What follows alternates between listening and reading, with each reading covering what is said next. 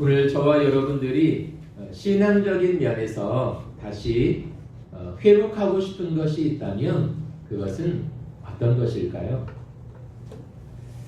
아마 하나님 앞에서 믿음으로 살려고 애쓰는 사람들이라면 나름대로 하나님 앞에서 내가 이런 면을 다시 되찾았으면 좋겠다. 옛날에는 내가 이런 것을 잘 했었는데 지금은 하지 못하는 것을 보면서 내가 이런 부분을 좀 회복했으면 좋겠다라고 하는 기대와 바램들을 나름대로 가지고 있을 것입니다. 그런데 오늘 성경 말씀을 보면 우리가 지금 이때 하나님 앞에서 회복해야 할 것이 있다고 말씀하고 있고요. 그 회복해야 될 중요한 세 가지는 다른 것이 아니라 먼저 기도를 회복해야 된다. 우리가 잃어버린 사랑을 다시 회복해야 된다.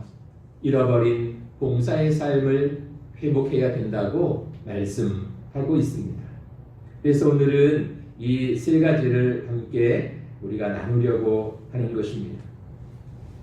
먼저 7절을 보면 만물의 마지막이 가까웠으니 그러므로 너희는 정신을 차리고 근신하여 기도하라 이렇게 말씀하고 있습니다.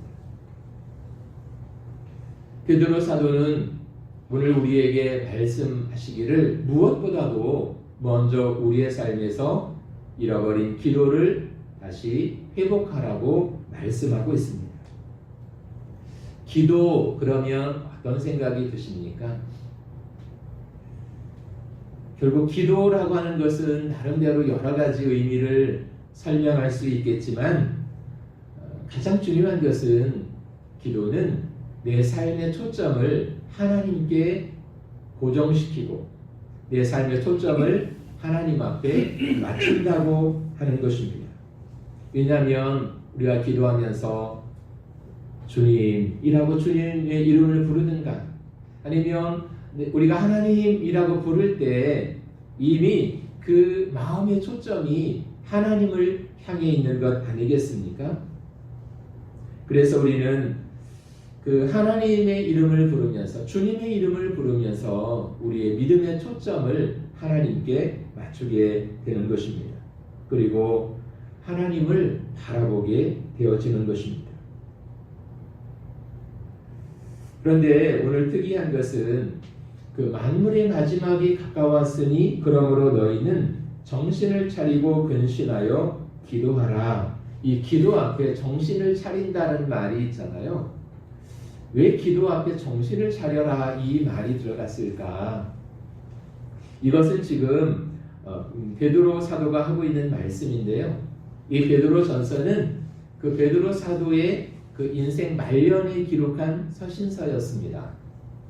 그런데 우리가 잘 아는 것처럼 주님은 제자들에게 자주 너희들이 잠들지 말고 깨어서 기도하라 이렇게 말씀을 하셨잖아요. 한 번만 그렇게 한 것이 아니고 자주 제자들에게 깨어서 기도하라 이런 말씀을 하십니다.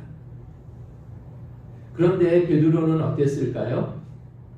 특별히 그 주님이 십자가에 달려 돌아가시기 직전 그 군사들에게 잡혀가기 바로 직전에 겟세마네 동산에 올라가서 기도를 하셨잖아요.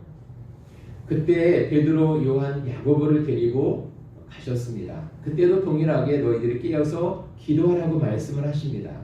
그런데 베드로를 위시한 제자들은 깨어 기도한 것이 아니라 다 졸며 잤다고 이야기를 합니다. 기도해야 할 시간에 졸며 잤던 베드로에게 바로 다음 어떤 일이 일어났을까요? 그가 주님을 3번 모른다고 부인하는 일이 벌어지게 되죠. 그리고 나서 금세 자신이 잘못했다고 하는 것이 너무 자신의 가슴을 때리니까 그가 심히 통곡했다고 이야기를 합니다. 그러니까 얼마나 자신을 자책했을까요? 내가 이 정도밖에 되지 않는 제자였구나. 내가 방금 큰 소리 쳤지만 내가 한 말도 제대로 지킬 수 없는 연약한 인생이구나. 그런 자신을 보면서 베드로는 통곡했을 것입니다. 그런 자신의 지난날 기도해야 할 순간에 기도하지 못함으로 어이없이 실패하고 무너졌던 그 자신의 지난날을 돌이켜보면서 베드로 사도는 정신을 차리고 근신하여 기도하라. 어쩌면 그것은 베드로 사도의 뼈아픈 자신의 고백이었는지도 모르겠습니다. 그리고 이 말씀 속에 담겨진 의미는 정직하게 내가 기도해야 할 순간에 기도하지 않으므로 나는 실패하고 무너진 인생을 경험했던 사람입니다. 그래서 나는 여러분들이 똑같은 일을 경험하지 않았으면 좋겠습니다. 그래서 정신을 차리고 근신하여 기도하십시오.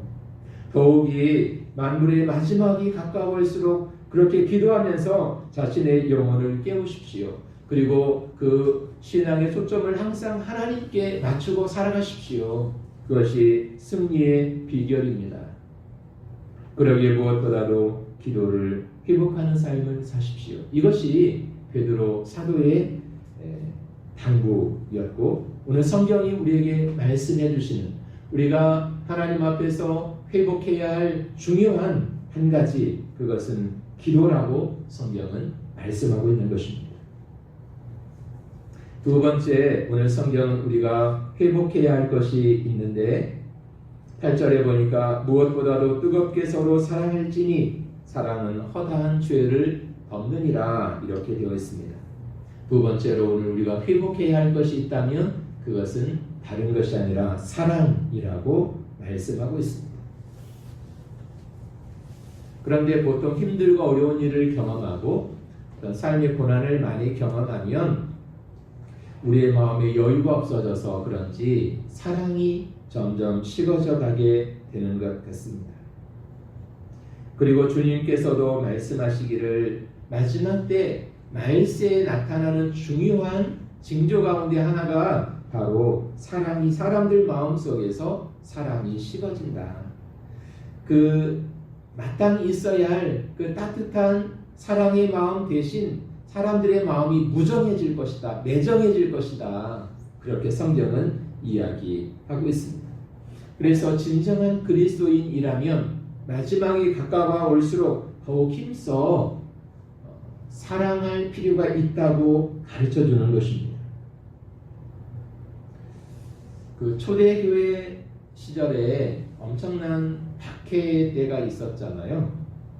그래서 많은 사람들은 카타콤이라고 하는 지하 동굴 속에 들어가서 살면서 믿음을 지킨 사람들도 있었고 어떤 사람들은 그 믿음을 지키기 위해서 원형 경기장에 끌려가서 사자밥이 되는 그런 참담한 고통을 경험하기도 했습니다. 그들이 그 모든 힘들고 고통스러운 시간들을 이겨낼 수 있었던 비결은 무엇이었냐면 다른 것이 아니라 바로 사랑이었다고 하는 것입니다.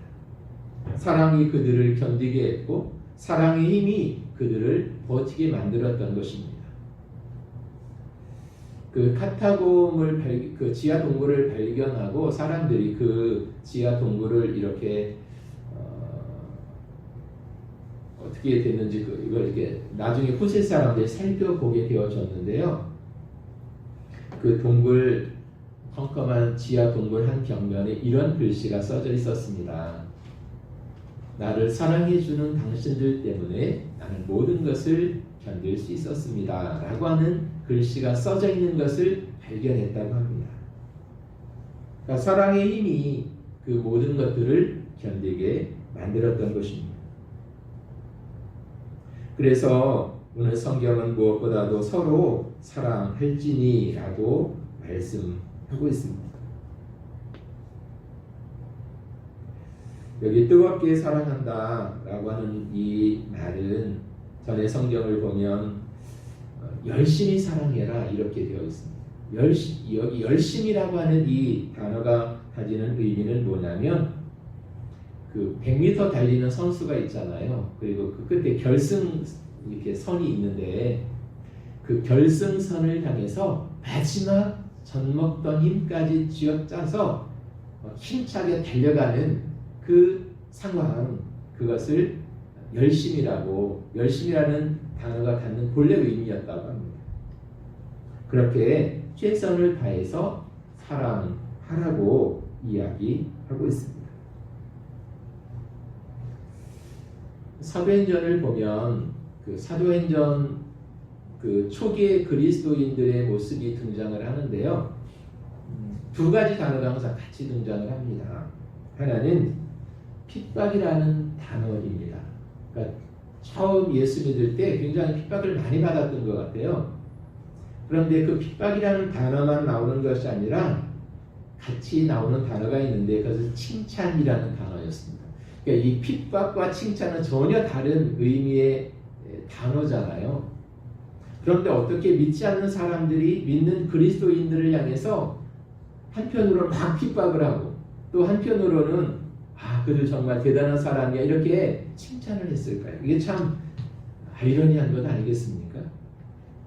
그런데 사도행전을 쭉 보시면 믿지 않는 사람들이 믿는 사람들을 이야기할 때 이 두 단어가 늘 같이 나오고 있는 것을 볼 수 있습니다. 그건 무엇을 의미하는 것일까요? 그러니까 불신자들이 그리스도인들을 한편으로는 막 핍박을 하면서 또 동시에 한편으로는 저 사람들은 우리와는 무언가 다른 사람들이야. 우리가 흉내낼 수 없는, 우리가 따라할 수 없는 어떤 독특한 삶을 저들은 가지고 있어 그것을 인정했다는 것입니다. 이게 뭐냐면 바로 사랑이었어요. 우리에게 없는 사랑을 저들은 가지고 있다는 것입니다. 그래서 그들은 한편으로는 핍박을 받으면서 또 한편으로는 칭찬을 듣는 삶을 살았다고 성경은 우리에게 보여주고 있습니다. 그렇다면 오늘 우리는 어떤 사람들일까요? 오늘 우리에게 그런 따뜻한 사랑의 마음들이 있을까요? 어쩌면 베드로 사도는 마지막 때를 살아가는 사람들, 특별히 그리스도인들 안에서조차도 이 사랑의 마음이 점점 떠나가고 있는 이 불편한 현실을 예견하면서 무엇보다도 서로 뜨겁게 사랑해야 된다. 그것을 우리에게 말씀하고 있는 것 같습니다. 그래서 지금이야말로 사랑이 없다고 탓할 것이 아니라 우리가 사랑을 배워야 할 때이고 사랑을 연습해야 할 때이고 우리의 삶을 통해서 사랑을 또 표현해야 할 때라고 하는 것입니다. 왜 이것이 중요하냐면 그래야 후회 없는 인생을 살아갈 수 있기 때문에 그렇습니다. 호스피스라고 하는 게 있잖아요. 그러니까 임종을 앞두신 그 환자들을 돌보는 그 일을 우리가 호스피스라고 하는데 그분들의 말을 들어보면 사람이 세상을 떠나기 전 후회하는 것들이 있다고 그래요. 당연히 후회가 있겠죠. 나는 만족해. 아무런 후회가 없어. 이렇게 말할 사람은 사실 없잖아요. 누구나 다 마지막 순간에 뒤돌아보면 남는 후회가 있을 것입니다.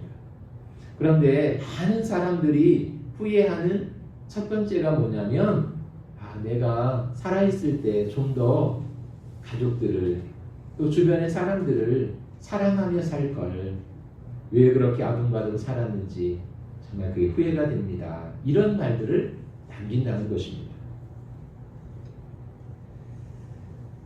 아마 모든 사람들 마음속에 그게 열심히 사랑하며 살지 못한 것에 대한 깊은 후회와 회한이 남는 것 같습니다.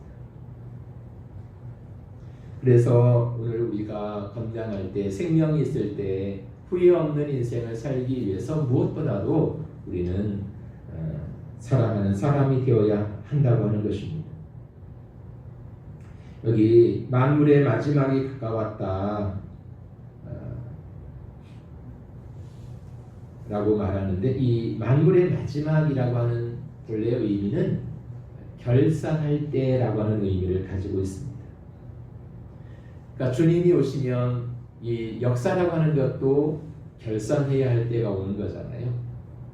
역사만 그런 것이 아니라 한 개인의 삶도 하나님 앞에서 정말 엄숙하게 결산해야 되는 때가 온다는 것입니다. 그때 필요한 것이 무엇일까요?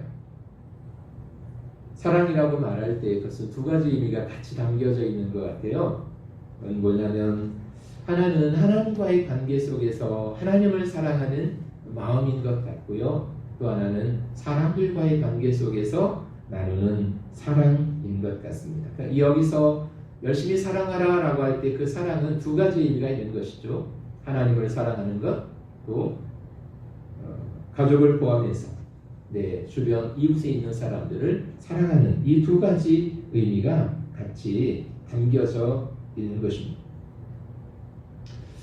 그러니까 만물이 마지막에 가까워할수록 점점 사람들의 마음은 그 하나님을 사랑하는 마음이 식어지고 약화되어지는 것 같습니다. 안타깝지만 그것은 어쩔 수 없는 현실인 것 같아요. 특별히 우리가 지난해부터 코로나라고 하는 것을 경험하면서 여러 가지 힘들고 많은 것들을 경험하는데 또 그 중에 하나가 어떤 신앙적인 면에서 겪는 또 어려움도 있는 것 같습니다. 상당히 우려가 되고 염려스러운 것은 이전에 우리가 전통적으로 가지고 왔던 어떤 신앙의 어떤 패턴하고 완전히 다 바뀌어버렸잖아요. 그런 속에서 내가 하나님 사랑하는 마음을 잃어버리지 않고 그 마음을 계속 지켜간다고 하는 것은 결코 쉽지 않은 시대인 것 같습니다. 어쩌면 하나님이 마지막 때가 될수록 하나님 사랑하는 마음을 지키기가 더 어렵고 정말 온 마음을 다해서 하나님 사랑하는 사람을 찾아보는 것이 쉽지 않다고 말씀을 하신 것이 맞는 것 같아요.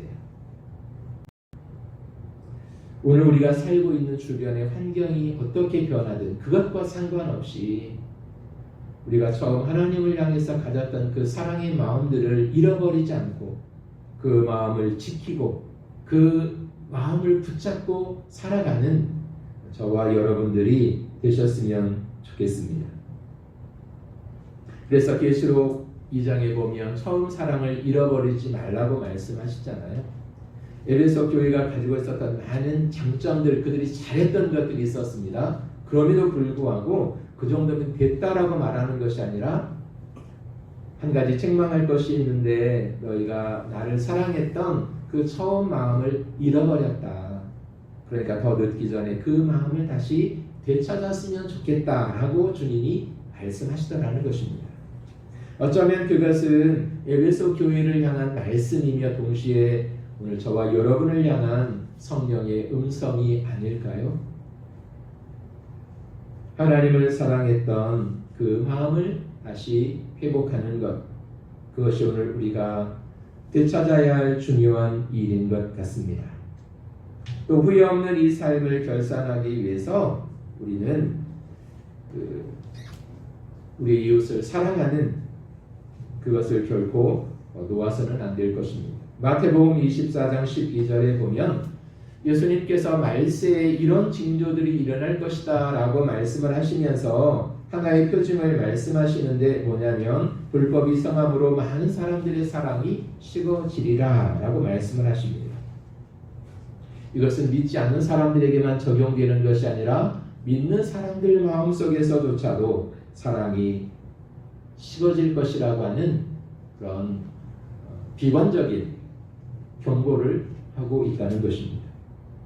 그런데 왜 사랑이 식어집니까? 불법이 성함으로라고 되어 있습니다. 그러니까 난 열심히 착하게 선하게 살려고 하는데 주변에 여러 가지 여건과 환경이 점점 불법적인 것들이 많아지는 거예요. 악한 것들이 많아지는 거예요. 그래서 내가 선한 의도를 가지고 사랑의 마음으로 가지고 살려고 하면 왠지 세상에서 손해보는 것 같은 마음이 자꾸 드는 것입니다. 이렇게 살면 내가 손해보고 이렇게 살면 나만 바보가 되는 것 같고 이렇게 살면 나만 왠지 뭔가 잃어버리는 같은 느낌이 드는 거예요. 그래서 이제 타협을 하는 것이죠.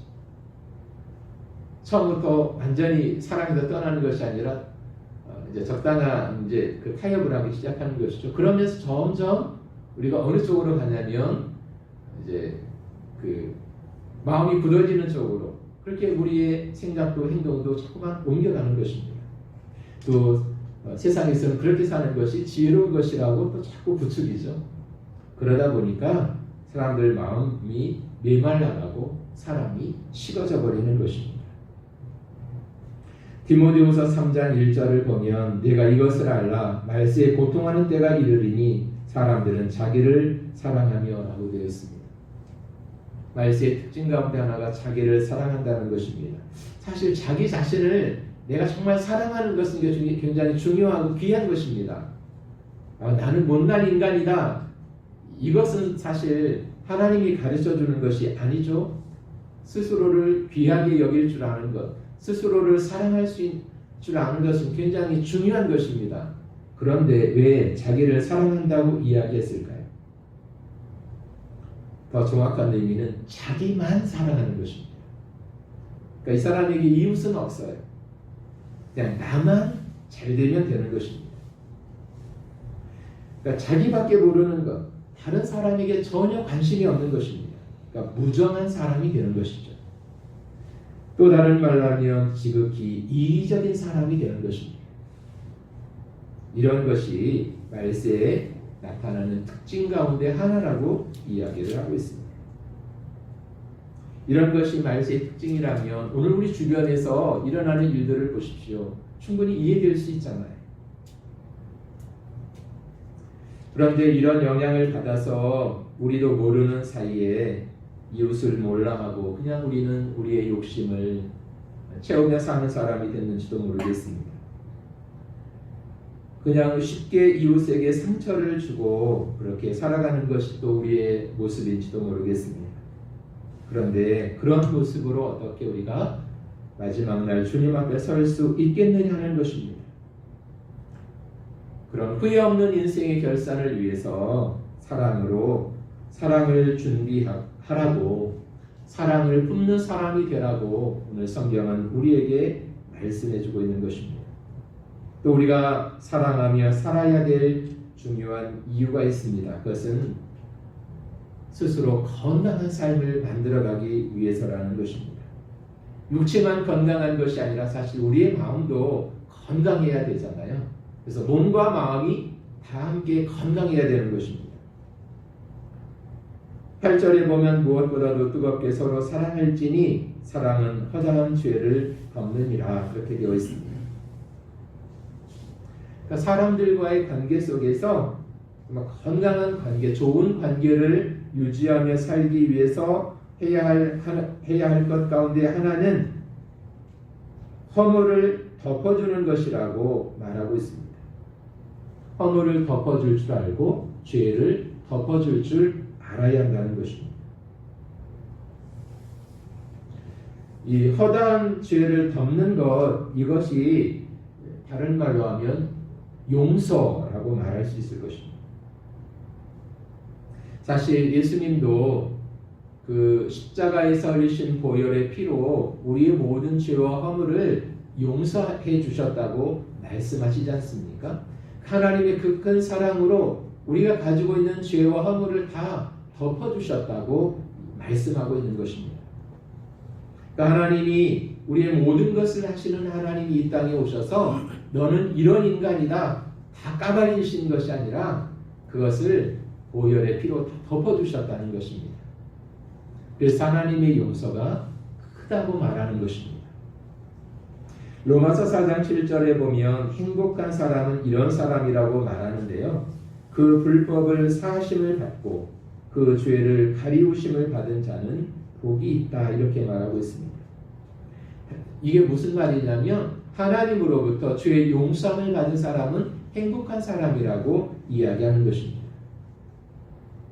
그래서 우리가 하나님 앞에 나왔을 때 많은 복을 받은 것이 사실인데 그 많은 복 가운데 가장 큰 복은 하나님이 나의 모든 죄와 허물을 용서해 주시는 이 용서의 은혜를 경험한 것, 이것이 가장 큰 축복이었다고 말하고 있는 것입니다.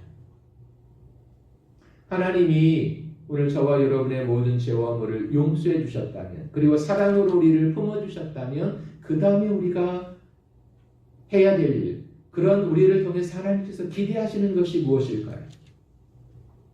내가 하나님으로부터 받은 그 용서와 사랑, 그것을 이제는 내가 너에게 해준 것처럼 너도 그렇게 세상을 살아가는 동안 용서하는 자로, 덮어주는 자로 살아가라고 말씀하시는 것입니다. 죄를 덮는다. 이 반대는 무엇일까요? 죄를 드러내는 것 아니겠습니까? 만일 우리가 살아가는 이 세상 속에서 죄의 허물을 덮어주는 사람이 아니라 모든 사람들이 그가 가지고 있는 죄의 허물을 다 드러내는 사람이라고 한번 생각해 보십시오. 그런 세상 속에서 우리가 살아갈 수가 있겠습니까? 험악한 세상이 되겠죠. 서로가 서로의 죄를 드러내고 공격하고 비난한다고 생각해 보십시오. 그런 곳이 바로 지옥이 아니겠습니까? 그러므로 오늘 성경은 무엇보다 먼저 허물을 덮어주는 사랑의 마음을 가진 사람이 되라고 우리에게 말씀해주고 있습니다. 하나님을 사랑하고 오늘 성경이 우리에게 가르쳐주는 그 사랑의 마음을 품고 살아가는 그런 모습이 오늘 우리에게서 다시 회복되어져야 된다고 성경은 말씀하고 있습니다. 마지막 세 번째 우리가 회복해야 할 것이 있는데, 그것은 10절에 보면 각각 은사를 받은 대로 하나님의 여러 가지 은혜를 맡은 선한 청지기 같이 서로 봉사하라, 그렇게 말하고 있습니다. 우리가 회복해야 할 것, 그것은 봉사하는 삶을 회복해야 된다고 말씀하고 있습니다. 왜냐하면 우리는 다 섬기는 사람들로 부름을 받았기 때문입니다.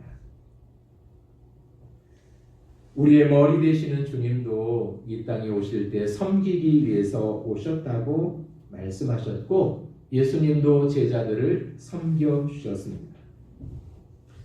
그것의 상징적인 표현이 제자들의 발을 씻겨주는 일이었습니다. 그러니까 그들의 풍습에 의하면 절대 있을 수 없는 일이었습니다.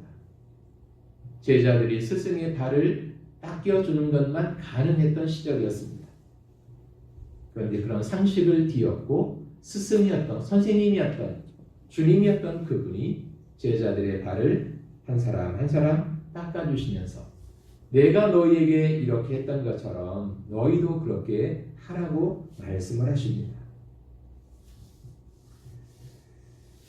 그래서 섬김이라고 하는 것은 각자 하나님이 나에게 주신 은사를 통해서 그것을 가지고 봉사하는 것을 의미하는 것입니다.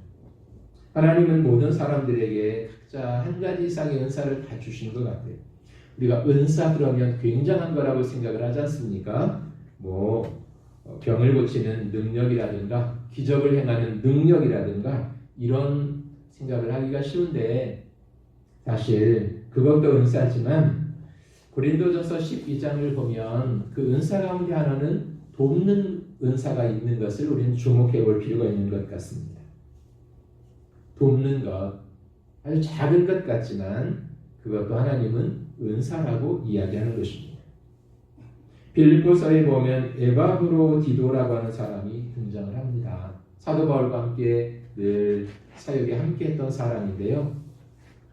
성경을 보면 이 에바브로디도가 설교했다는 내용이 나오질 않습니다. 그가 다른 제자들처럼 어떤 능력을 행했다는 내용도 없습니다. 에바브로디도가 했던 것은 단 한 가지, 사도 바울이 어디를 가든 늘 동행하는 것이었습니다. 그냥 곁에서 사도 바울 곁에 늘 함께 있어주는 것이었습니다. 그런데 사도 바울은 그 에바브로디도가 너무 큰 힘이 사역에 있어서 너무 큰 힘이 됐다고 이야기합니다. 그것은 어쩌면 에바브로디도에게 돕는 은사가 있었기에 가능했던 것 같습니다. 사실 사도 바울 곁에 늘 따라다니는 게 이렇게 눈에 띄는 은사도 아니고 사람들의 시선을 모으는, 시선을 끄는 그런 자리도 아니지 않습니까? 그런데 그것은 대단히 귀한 은사였다고 이야기하는 것입니다. 오늘 하나님께서 저와 여러분들에게 각자 또 그만이 잘할 수 있는, 또 그 일하면 늘 마음에 기쁨이 있는 어떤 은사들을 주셨을 것입니다. 그것을 가지고 섬기고 봉사하는 삶을 살아야 된다고 이야기합니다. 왜냐하면 그것이 우리가 주님 앞에 섰을 때 큰 상급이 되기 때문에 그런 것입니다. 우리가 행한 대로 갚아주시는 것, 사람이 심은 것을 그대로 거두는 것, 그것이 갈라디아서에 보면 영적인 원리라고 이야기합니다. 비록 힘들고 어렵지만, 또 때로는 여건이 따라주진 않지만 내가 주님 사랑하는 마음으로 그렇게 하나님이 나에게 주신 그 은사를 따라 섬기며 봉사할 때 그것이 하나님 나라에는 큰 상급의 열매가 된다고 하는 것입니다. 그래서 오늘 봉사하는 삶을 살아야 된다. 그것을 우리가 다시 회복해야 된다. 성경은 말씀하고 있습니다. 오늘 저와 여러분의 삶에서 기도가 회복되어지고 사랑이 회복되어지고 봉사의 삶이 회복되어짐으로 말미암아 하나님으로부터 칭찬 듣는 존귀한 그리스도인으로 살아가는 은혜가 늘 함께 하실 수 있기를 원합니다. 기도하겠습니다. 살아계신 아버지 하나님, 오늘 우리 각자가 하나님 앞에서 다시 되찾아야 할 것, 다시 회복해야 할 것이 있음을 가르쳐 주심을 감사합니다. 성령께서 우리 마음속에 감동을 주시고 우리 마음속에서 우리의 삶에서 다시 이런 것들이 회복되어짐으로 말미암아 이전보다 더 힘있게 주님 사랑하고 주님 섬기며 사는 하나님의 사람들 되게 하여 주시옵소서. 예수님의 이름으로 기도합니다. 아멘.